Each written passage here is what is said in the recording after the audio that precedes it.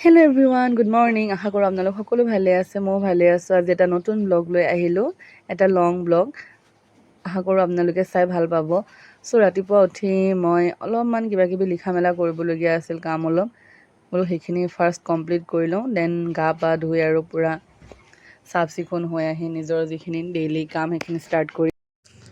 বাকী আপোনালোকৰ দিনবোৰ বাৰু কেনেদৰে পাৰ হৈ আছে? আই হোপ বৰ ধুনীয়াকৈ পাৰ হৈ আছে।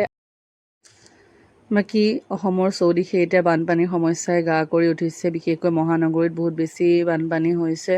আশা কৰোঁ এই বানপানী সোনকালেই শুকাওক আৰু পুনৰ মানুহৰ যি নৰ্মেল লাইফষ্টাইল, সেই নৰ্মেল লাইফষ্টাইলটো ষ্টাৰ্ট হওক।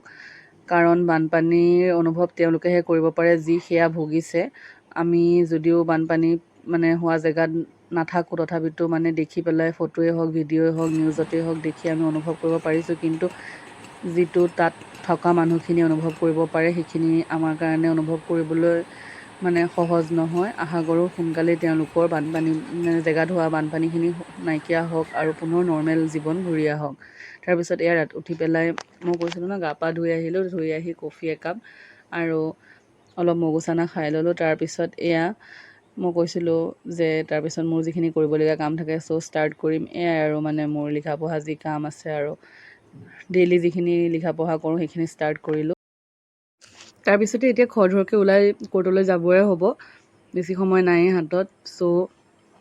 যিমান পাৰি সোনকালেই লিখা পঢ়াখিনি শেষ কৰিব চেষ্টা কৰিলোঁ। কাৰণ কোৰ্টলৈ যোৱাৰ আগত মোক অলপ সময়ৰ প্ৰয়োজন হয়। ওলাওঁতে কৰোঁতে বেছি খৰখেদা হ'লে কোৰ্টত গৈ মোৰ মনটো নবহে কামবিলাকত। লাহে লাহে কামবিলাক কৰি মই যদি যাবলৈ পাওঁ, সময়তকৈ আগত যদি যাব পাৰোঁ, মোৰ মনটো বহুত ভাল লাগে। তথাপিতো সদায় সেইটো পচিবল হৈ নুঠে। বাৰু যিমান পাৰি চেষ্টা কৰোঁ। এয়া কোৰ্ট গৈ পালোঁগৈ আৰু অলপ সময় ৰাতিপুৱা পূৰা লাহে ধীৰে বহি লৈ কামবিলাক যদি ষ্টাৰ্ট কৰিব পাৰোঁ তেতিয়া দিনটোও ভাল হয়।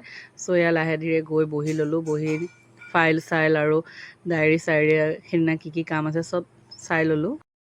সেইদিনাও কামৰ এখন দীঘলীয়া তালিকা আছিলে আৰু কামখিনি সুচাৰুৰূপে হৈ গ'ল।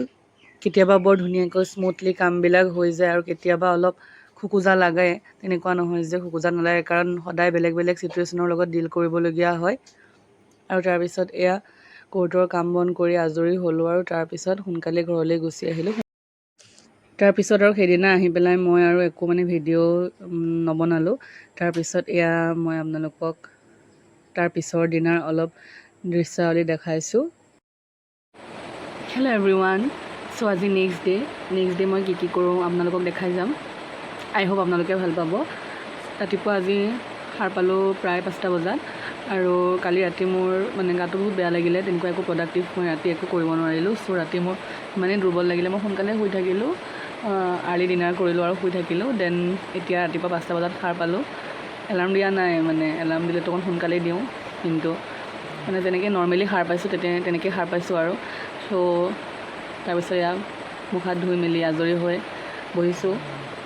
কিমান টাইমলৈ কণ্টিনিউ কৰোঁ চাই লওঁ, আৰু অলপ লিখিবলগীয়াও আছে কামৰ ৰিলেটেড। আই হোপ আপোনালোকে ভাল পাব, চাই থাককচোন ব্লগটো। As I have said, I started writing from a video lecture. আৰু এনেকৈ আজিকালি ৰেকৰ্ডেড লেকচাৰবিলাক যেতিয়াৰ পৰা কৰোণাৰ পিছৰ পৰা অৱশ্যে বেছি হ'ল, সেই ছিষ্টেমটো অহাৰ পৰা বহুত বেছি ভাল হ'ল।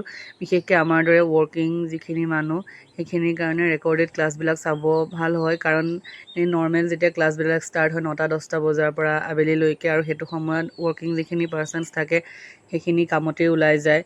কিন্তু আমাৰ নিচিনা মানুহখিনিৰ কাৰণে এই ৰেকৰ্ডেড লেকচাৰ্ছৰ যিটো ছিষ্টেম, সেইটো বহুত বেছি সুবিধা হ'ল। আৰু কৰোণাৰ সময়ত এই ছিষ্টেমটো বেছি চাৰ্কুলেট হ'ল, আৰু সেইটো কাৰণে আমাৰ বেছি হেল্প হ'ল আৰু।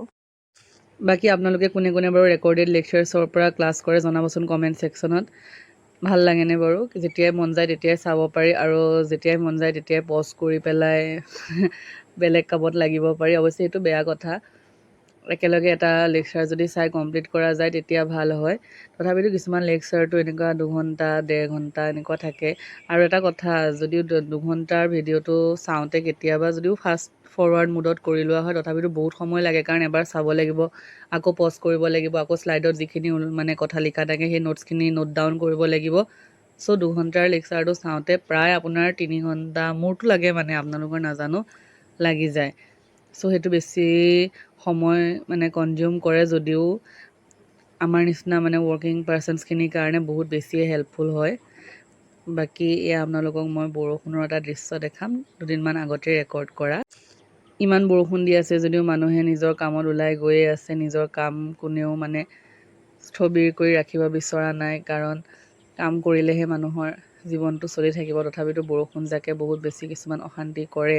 আৰু এয়া মায়ে বনাইছিলে চিকেন ফ্ৰাই আৰু ৰুটি, আপোনালোকক তাকে দেখালোঁ। তাৰপিছত মই এটা ড্ৰেছ অৰ্ডাৰ দিছিলোঁ মিন্ত্ৰাত, তাকে বোলো আপোনালোকক দেখাওঁ কেনেকুৱা লাগে জনাবচোন।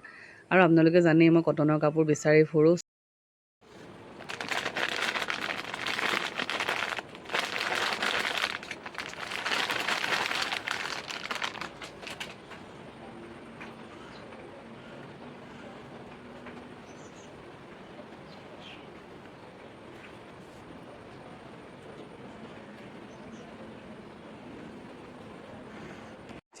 কেনেকুৱা লাগিছে বাৰু এইটো ড্ৰেছটো? অলপ ডাঙৰ হ'ল মোৰ কাৰণে, ছাইডকেইটা অলপ চিলাব লাগিব আৰু লেংথটো অলপ দীঘল হ'ল।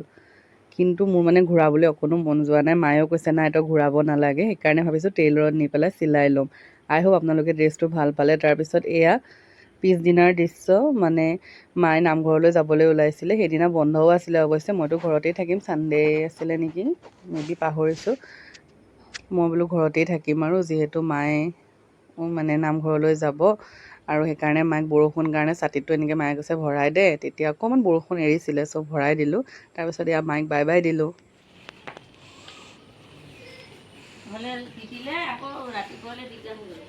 সোনকালে আহিবা।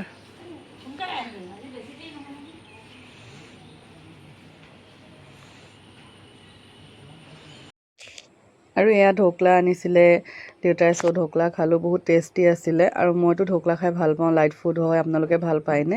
কেতিয়াবা খুব মন যায়, সদায় যদিও খোৱা নহয়।